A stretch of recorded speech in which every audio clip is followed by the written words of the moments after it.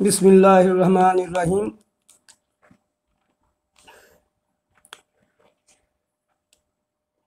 সূরা বাইয়ানার 4 নম্বর আয়াত। ওমা তাফারাকাল্লাযীনা উতুল কিতাবা ইল্লা মিন বাদি মা জাআতহুমুল বায়িনা। আল্লাহ তাআলা রাসূল সাল্লাল্লাহু আলাইহি সাল্লামকে বলে দিলেন যে তোমার পূর্বে যে সমস্ত নবীরা আসছিল তাদেরকেও কিতাব দিয়েছিলাম,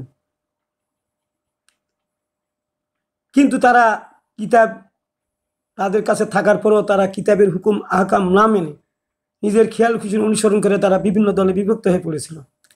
তো আল্লাহ এখানে সূরা বাইয়ানার মধ্যে ওই কথাটা তুলে ধরে এইভাবে বলতেছেন যে যাহাদিগকে কিতাব দেওয়া হয়েছিল তাহারা তো বিভক্ত হইল, তাহাদের নিকট সুস্পষ্ট প্রমাণ থাকার পরেও, প্রমাণ আসার পরেও তারা বিভক্ত হয়েছিল। তে হে রাসূল, তোমার উপরে আমার কিতাব আমি তোমার উপর নাজিল করছি। এই কিতাব নাজিল করছি, এই কিতাব যেন তোমার উম্মতের কাছে থাকার পরেও তারা যেন তাদের মতো বিভক্ত হয়ে না পড়ে, তারা যেন ঐক্যবদ্ধ থাকে, জামাতবদ্ধ থাকে। না হলে যদি তাদের মতো হয়ে যায় তাহলে তাদের অবস্থা তো তাদের মতনই হবে। এই সতর্কবাণী দিয়ে আল্লাহ আবার বলছেন সূরা ইমরানে 103 নম্বর আয়াত, ওয়া তাসিমু বিহাবলিল্লাহ জামিআ ওয়া লা তাফাররাকু। এখানে বলা হচ্ছে যে তোমরা আল্লাহর রশিকে শক্ত মজবুতভাবে মেনে চলো বা ধরো, আর পরস্পর তোমরা বিচ্ছিন্ন হয়ে যাও না বা বিভক্ত হয়ে যেও না। তাহলে আমাদেরকে কোরআনে আল্লাহ কত সুন্দরভাবে আমাদের অতীতের ইতিহাস বর্তমান ইতিহাসের সঙ্গে মিল করে কথা বলেছেন। তাহলে আমাদেরকে বিভিন্ন দলে বিভক্ত হওয়া যাবে না। আসলে এখন আমরা যদি নিজ নিজ অবস্থার উপর যদি চিন্তা করে দেখি, আসলে কি আমরা সেই অবস্থায় আছি? আমরা কি ওই অতীত নবীদের কওমদের মতো কি আমরা বিভক্ত হয়ে পড়িনি? অবশ্যই পড়েছি। এক আলেম আরেক আলেমের সঙ্গে মিলে না, এক মৌলবি আরেক মৌলবির সঙ্গে মিলে না, একজন নামাজির সঙ্গে আরেকজন নামাজির মিলে না। এটা তো এমন ছিল না। আমাদের ছেয়া ছিল আমরা কোরআনের ব্যাপারে যে কোনো অবস্থায় আমরা ঐক্যবদ্ধ থাকবো, কোরআনের ব্যাপারে বিভিন্ন দলে বিভক্ত হওয়া যাবে না এবং আমরা হব না। এটাই ছিল আল্লাহ এবং রসুলের কথা। এ ব্যাপারে আমি একটা রসুলের হাদিস দেই, একটা নয় কয়েকটা হাদিস দিব, আপনারা একটু শোনেন।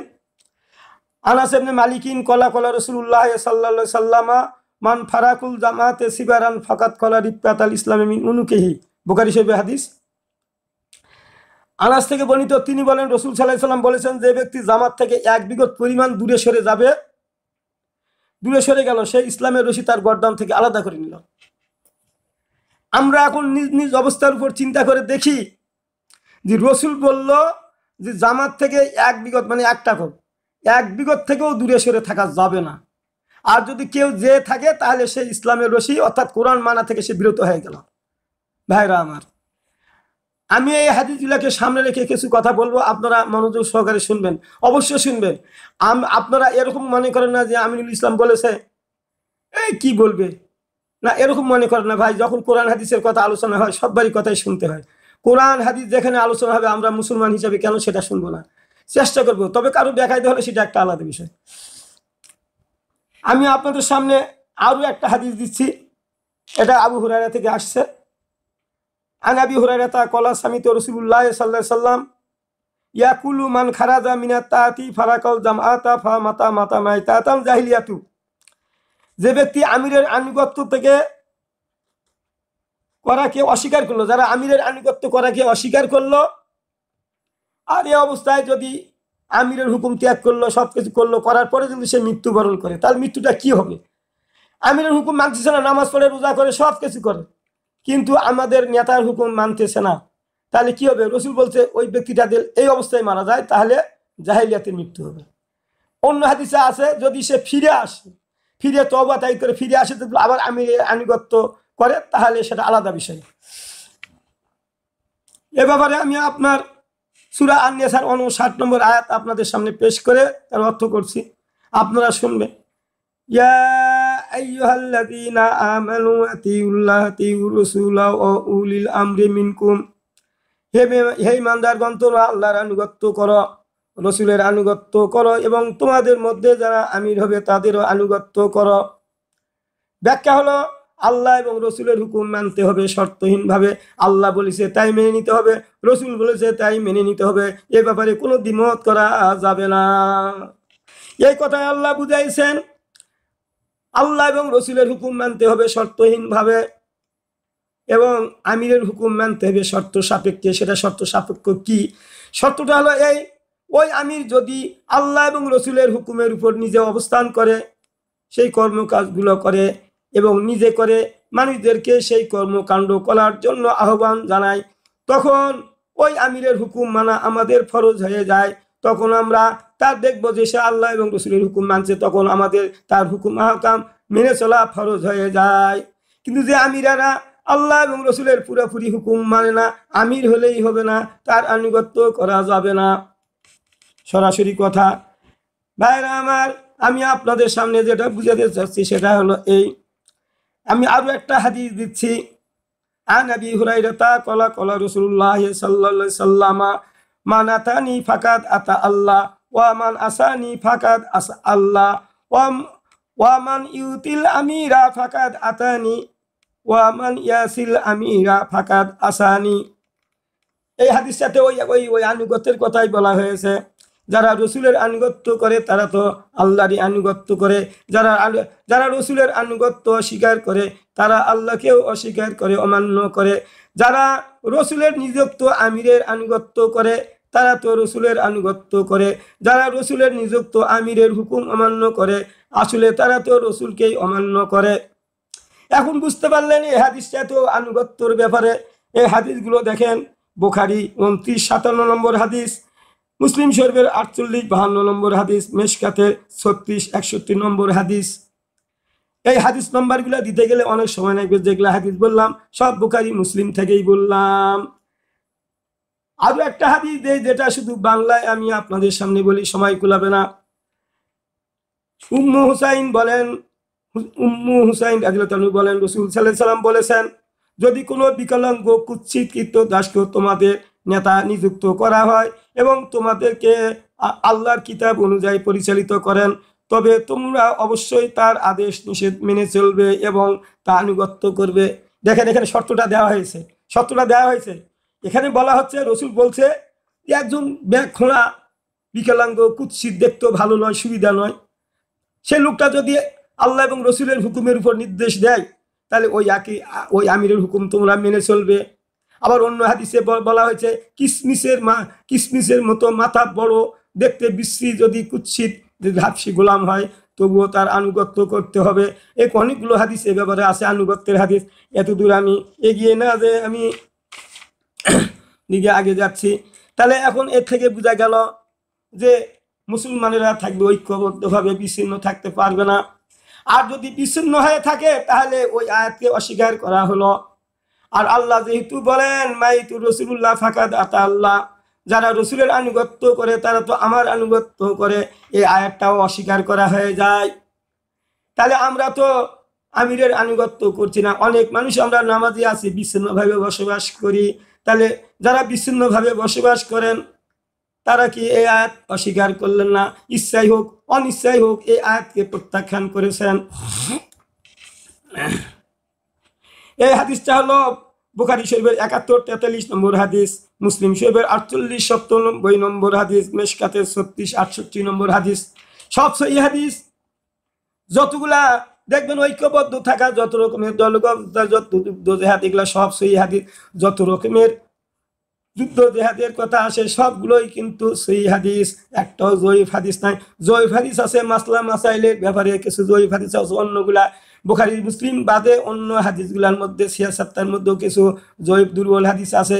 কিন্তু সহিহ হাদিসগুলা কিন্তু আমরা একটা ভুল বুঝি, সহিহ হাদিসগুলো বুখারী মুসলিম সব, আন-নাসাই, আবু দাউদ, তিরমিজি সবগুলো হাদিসেই আছে সহিহ হাদিসগুলা। কিন্তু ওই হাদিসগুলোর মধ্যে কিছু জাল জয়ীফ দুর্বল হাদিস ঢুকানো হয়েছে, কিন্তু বুখারী মুসলিমে জাল জয়ীফ হাদিস নাই। এটাই পার্থক্য।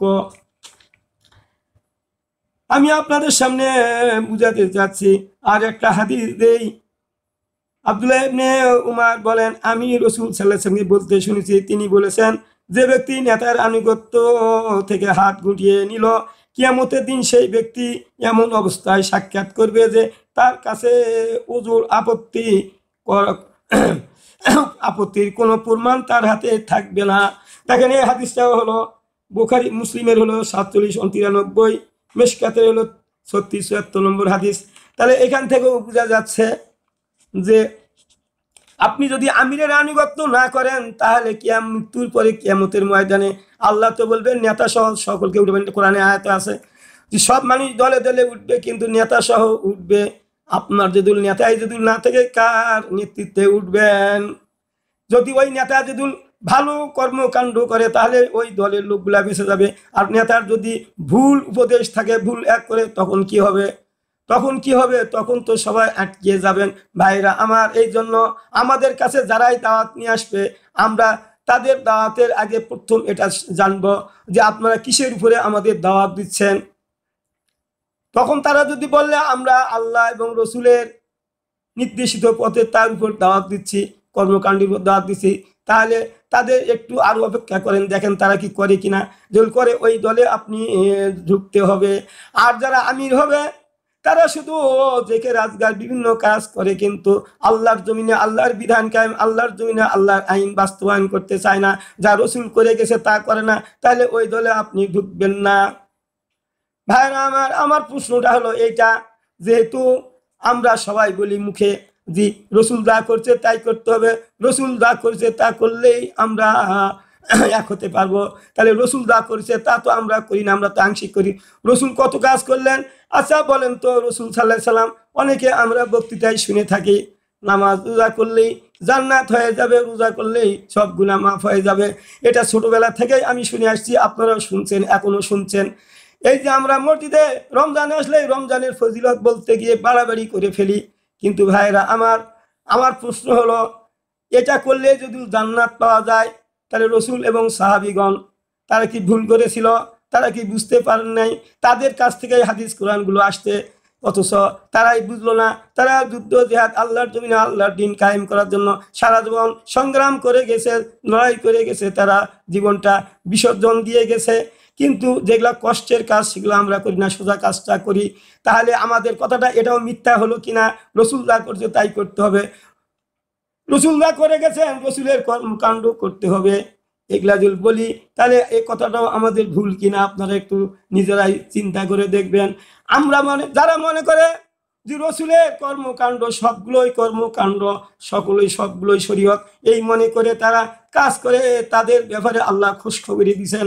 যারা রসুলের পুরোপুরি হুকুম মেনে চলে, আল্লাহর পুরোপুরি হুকুম মেনে চলে, কোনো হুকুম অমান্য করে না, যদি ওই হুকুমটা পালন করতে না পারে, বড় ব্যথা পায়, কষ্ট পায়, তবুও ওই কাজটা করার জন্য চেষ্টা চালিয়ে যায়, এরাই হলো পূর্ণাঙ্গ ঈমানদার। অনেক কাজ আমরা শরীয়তের বিধিবিধানের কাজ করতে পারছি না, কিন্তু আপনার মনের অনুভূতি আল্লাহ দেখতে চাই। ইন্নামাল আমালু বিনিয়াত, বুখারী শরীফের প্রথম হাদিসের মধ্যেই আছে। নিয়তের উপরেই মানুষের বিচার ফায়সালা হবে। আপনার নিয়ত কি? এখন সুদ ঘুষ মদ জুয়া আল্লাহর আইনে আসতেছে না, আপনার এগুলা যখন মনে হয় আপনার অন্তরটা ছটবট করে কিনা, হাইরে এগুলা না করলে তো কিয়ামতে ধরা খাবো, এই আইনগুলো তো বাস্তবায়ন করার জন্য চেষ্টা করবে। তারপরে যদি দেখেন কোনো দল যদি এই কাজটা করার জন্য আপনার কাছে আসে, তখন আপনাকে অবশ্যই এই দায়িত্ব যে আপনি ওই দলে ঢুকে যেতে হবে, সমর্থন দিতে হবে, কাজ করতে হবে, তাহলে আপনি পূর্ণাঙ্গ ইমানদার হিসাবে ঘোষিত হয়ে যাবেন। এই কাজগুলা যারা করে তাদের ব্যাপারে আল্লাহ তাআলার ঘোষণা কি শুনুন। আল্লাহ তাআলার ঘোষণা হচ্ছে, ইয়া আইয়ুহাল্লাযীনা আমানু হাল আদুল্লুকুম আলা তিজারাতিন তুনজিকুম মিন আযাবিন আলীম। আল্লাহ ঈমানদারদেরকে ডেকে বলছেন, হে ঈমানদারগণ, আমি কি তোমাদেরকে এমন একটা ব্যবসার সন্ধান দিব যে ব্যবসাটা তোমাদের কষ্টদায়ক আযাব থেকে মুক্তি দিবে। সেই ব্যবসাটা কি? আল্লাহ তাআলা ব্যবসার সঙ্গে কেন তুলনা করলেন এইটা বুঝতে হবে। সৌদি আরবে সব লোকেরা আরবি ভাষাভাষীর লোক, কোরআনটাও আরবি ভাষাভাষীর লোক, কিন্তু যখন রসুল পাক সাল্লাল্লাহু আলাইহি সাল্লাম ওই আরবের বুকে যখন দাওয়াত দিচ্ছিলেন, তারা ব্যবসা বাণিজ্য নিয়ে বেশি ব্যস্ত থাকতেন, তারা কিন্তু আসতে চাইতো না। এমনকি শুক্রবার দিনও তারা মাল কিনাকিনির জন্য নামাজ ছেড়ে রসুল খুতবা দিচ্ছে আর সব লোকেরা উঠে দৌড়াদৌড়ি করে মাল কিনতে গিয়েছে। ব্যবসার উপরে তাদের ঝুঁকি ছিল, কারণ তারা রিজিকের পথ তাদের এইটাই ছিল। ভাইরা আমার, সেই জন্য আল্লাহ ব্যবসার তুলনা করে বলেছেন, যে তোমাদেরকে কি আমি এমন বাণিজ্যের কথা বলবো, এমন ব্যবসার কথা বলবো যে ব্যবসাটা তোমাদেরকে কষ্ট দেয়, আযাব থেকে মুক্তি দিবে? কি কষ্ট দেয়, আযাব থেকে মুক্তি দিবে? কষ্টটা হলো যখন আমরা এই দুনিয়া থেকে বিদায় নিব, কিয়ামতে যখন বিচার শুরু হবে, তখন যে বিপদ আপদ আছে এর থেকে আমাদেরকে রক্ষা করবে, সেটা হলো কি? আল্লাহ বলেন সেটা হলো সেই ব্যবসাটা সম্পর্কে আল্লাহ বলছেন, তুমিনুনা বিল্লাহি ওয়া রাসূলিহি ওয়া তুজাহিদুনা ফি সাবিলিল্লাহি বিআমওয়ালিকুম আনফুসিকুম যালিকুম খায়রুল লাকুম ইন কুনতুম তা'লামুন। আল্লাহ বলছে তোমরা আল্লাহ এবং রাসূলের উপরে বিশ্বাসী হবে। তাহলে এখানে শর্তটা কি দেখেন, আল্লাহ এবং রাসূলের উপরে বিশ্বাসী হতে হবে, আল্লাহ এবং রাসূলের উপর বিশ্বাসী হতে হবে, এবং তোমাদের জান এবং মাল দিয়ে অন্যায় অনাচারের বিরুদ্ধে লড়াই করবে, সংগ্রাম করবে, প্রতিবাদ করবে। এটাই তোমাদের জন্য মঙ্গল, এটাই তোমাদের ওই আযাব থেকে মুক্তি দিবে। এই কাজগুলো যারা জড়িত সদা সর্বদা করে, এরা হলো শ্রেষ্ঠ উম্মত। এই কাজ যা শুনে তাই করে, রাসূল সাল্লাল্লাহু আলাইহি সাল্লামের কাজ যা বলে তাই শুনে, এই লোকগুলার ব্যাপারে আল্লাহ বলছে ইয়াগফিরু লাকুম, মাফ করে দিবেন, যুনুবাকুম, তাদের গুনাহসমূহ, ওয়া ইয়াদখিলকুম জান্নাতিন তাজরি মিন তাহতিল আনহার ওয়া মাসাকিনা তাইয়্যিবাতান ফি জান্নাতি আদিন যালিকাল ফাউজুল আযীম। আল্লাহ বলেন আমি তাদের মাফ করে দিব গুনাহ, তাদের গুনাহ খাতাগুলো মাফ করে দিব, তাদের দাখিল করব জান্নাতে যার পাদদেশে নদী প্রবাহিত, সেটাই তারা স্থায়ী হবে, এটাই তাদের জন্য মহা সাফল্য। ভাইরা আমার, আমি আপনাদের সামনে যেটা বুঝাতে চাচ্ছি, আল্লাহ তো ওয়াদা করেছেন, ওয়াদাল্লাহি হাক্কুন। আপনি আল্লাহর ওয়াদাকে সত্য মনে করবেন না, মানুষের ওয়াদাকে সত্য মনে করবেন। আল্লাহ যেখানে ওয়াদা করেছেন, এই কাজগুলো যারা করে, যারা জান মাল দিয়ে যারা লড়াই জিহাদ করে, ব্যবসাও করে, তার সঙ্গে এই কাজগুলো যারা করে, আল্লাহ বলছেন তাদের গুনাহ খাতাগুলো মাফ করে দিব, তাদের দাখিল করব জান্নাতে যার পাদদেশে নদী প্রবাহিত, স্থায়ী হবে। ভাইরা আমার, আল্লাহ আল্লাহ আরো অনেক জায়গায় বলছেন, সূরা তওবার 88 নম্বরে বলেছেন, লাকিনুর রাসূলু আল্লাযিনা আমানু মাআহু জাহাদু বিআমওয়ালিহিম ওয়া আমওয়ালিহিম ওয়া উলাইকা হুমুল খায়রাত ওয়া উলাইকুমুল মুফলিহুন। এখানে আল্লাহ বলছেন যারা আমার রসুলের সঙ্গে ঈমান এনেছিল, তারাই আল্লাহ রসুলের সঙ্গী সাথে লড়াই করেছে, যুদ্ধ করেছে, এরাই আছে কল্যাণের পথে, এরাই হবে সফল কাম। তো যারা রসুলের সঙ্গে যারা যুদ্ধ জিহাদ করেছে, লড়াই করেছে জানমাল দিয়ে, আল্লাহ বলছে এরাই আছে কল্যাণের পথে, এরাই হবে সফল কাম, আল্লাহ এখানে বলে দিলেন।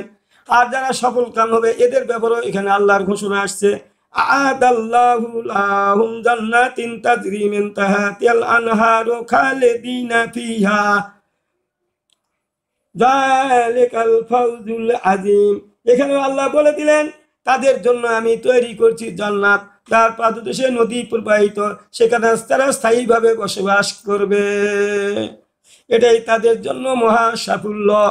তাহলে আল্লাহ তাআলা এই কাজগুলো যারা করেছে, যারা করবে, তাদের জন্য ওয়াদা করছেন, ওয়াদাল্লাহি হাক্কুন, আল্লাহ তার ওয়াদা খেলাপ করেন না। ভাইরা আমার, আমি আজকে এইটুকু এখান থেকে শেষ করলাম। আপনারা সবাই এই কথাগুলো, আল্লাহ এবং রসুলের কথাগুলো আমি তুলে ধরলাম। এর হক আল্লাহ, আমি এর হক বর্ণনা করতে গেলে অল্প সময়ের ব্যাপার নয়, অনেক সময় দরকার। আমি সংক্ষেপে যেটুকুই আলোচনা করলাম, আমার থেকে হয়তো আপনারা বেশি ভালো আলোচনা করতে পারবেন। ভাইরা আমার, সবাই এই আলোকে হাদিস, কোরআন এবং কোরআনের আয়াত এবং এই হাদিসগুলোর আলোকে আমাদের নিজের জীবন গড়ি, এবং যারা এই জীবন গড়ে চলেছে তাদের সাথী হয়ে কাজ করে যায়। আমরা যেন আল্লাহ আমাদের যেন এক কবুল করে নেয়, আমাদের কর্মকাণ্ড কবুল করে নেয়। আমিন আমিন আমিন সুম্মা আমিন।